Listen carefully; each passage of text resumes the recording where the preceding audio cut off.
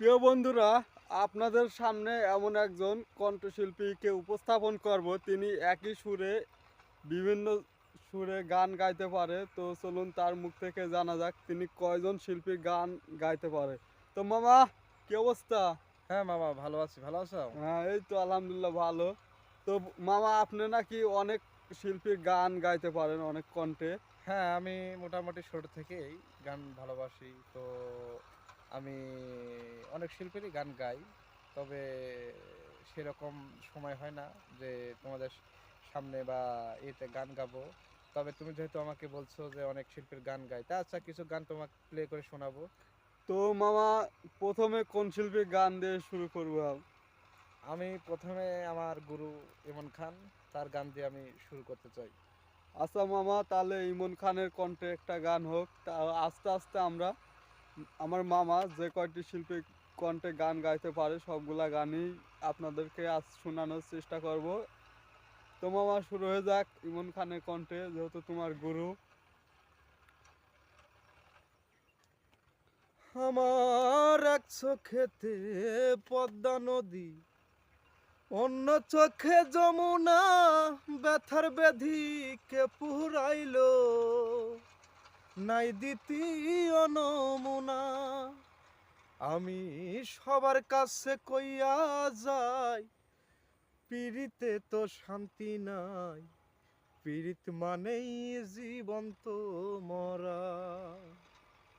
আমি একই পীড়িত করিলাম, মরার আগে মরিলাম, জীবন হইল চিরসাথী কান্দু। মামা, তাহলে গুরু যেহেতু ইমন খান, তো ইমন খানের কণ্ঠে একটি গান হলো। তো তার পরবর্তী কোন শিল্পী গান গাইতে চাও মামা? তার পরবর্তীতে আমার মনির খানের গানটা ভালো লাগে, তবে মনির খানের গানটা প্লে করছি।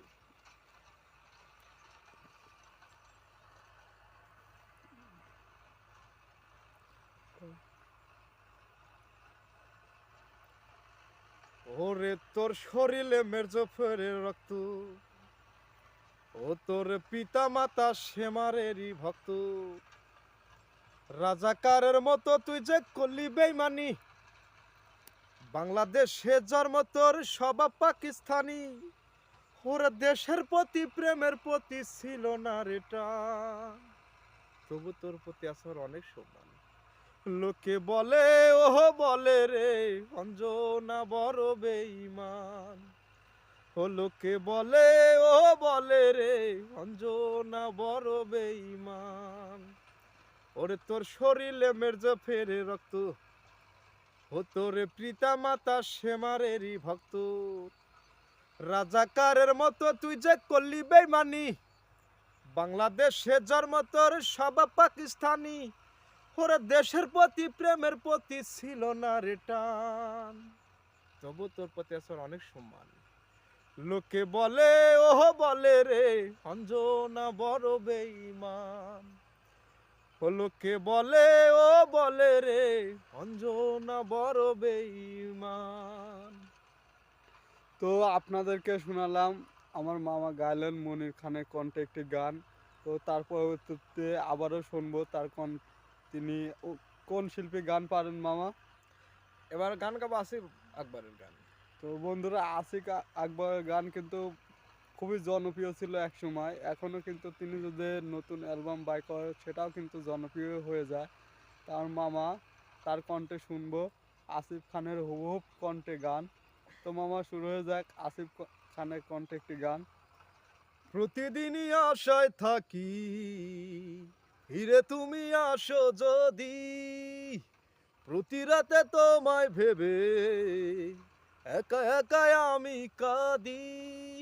ও নেই নেই নেই তুমি কাছে, যন্ত্রণা বুকের মাঝে, এভাবে কি বেঁচে থাকা যায়? ও বাঁচবো না মরে যাবো, ও পারে চলে যাব, পৃথিবীকে জানিয়ে বিদায়। প্রতিদিনই আশায় থাকি, ফিরে তুমি আসো যদি, প্রতি রাতে তোমায় ভেবে একা একা আমি কাঁদি। ও ও নেই নেই নেই তুমি কাছে যন্ত্রণা বুকের মাঝে, এভাবে কি বেঁচে থাকা যায়? ও বাঁচবো না মরে যাবো, ও পারে চলে যাব, পৃথিবীকে জানিয়ে বিদায়। প্রতিদিনই আশায় থাকি, ফিরে তুমি আসো যদি, প্রতি রাতে তোমায় ভেবে একা একা আমি কাঁদি। ও নেই নেই নেই তুমি কাছে যন্ত্রণা বুকের মাঝে, এভাবে কি বেঁচে থাকা যায়? ও বাঁচবো না মরে যাবো, ও পারে চলে যাব, পৃথিবীকে জানিয়ে বিদায়। তো বন্ধুরা, এতক্ষণ শুনলাম আমরা আসিফ খানের কণ্ঠে একটি গান। তো এবার আমরা শুনবো মামা কোন শিল্পী গান হবে এবার? এবার গান হবে শিল্পী হাসু। শিল্পী হাসু। তো বন্ধুরা চলুন শোনা যাক হাসুর একটি গান। নারাজ তুমি হইতে পারো দয়াল, আমি যদি বলি, এই কলমে সুখ লেখিতে তোর কলমে ছিল না কালি ও বিধি, এই কলমে ছিল না কালি। নারাজ তুমি হইতে পারো দয়াল, নারাজ তুমি, ও নারাজ তুমি হইতে পারো দয়াল, আমি যদি বলি, এই কপালে সুখ লেখিতে তোর কলমে ছিল না কালি ও বিধি, তোর কলমে ছিল না কালি। বেশি কিছু চাইনি আমি, চেয়েছিলাম তারে, অন্তর দিয়ে যারে আমি বেসেছিলাম ভালো, তারে তুমি কাইরা নিলা দয়াল, তারে তুমি, ও তারে তুমি কাইরা নিলা দয়াল, আমার বুকটা খালি, এই কপালে সুখ লেখিতে তোর কলমে ছিল না কালি ও বিধি, তোর কলমে ছিল না কালি।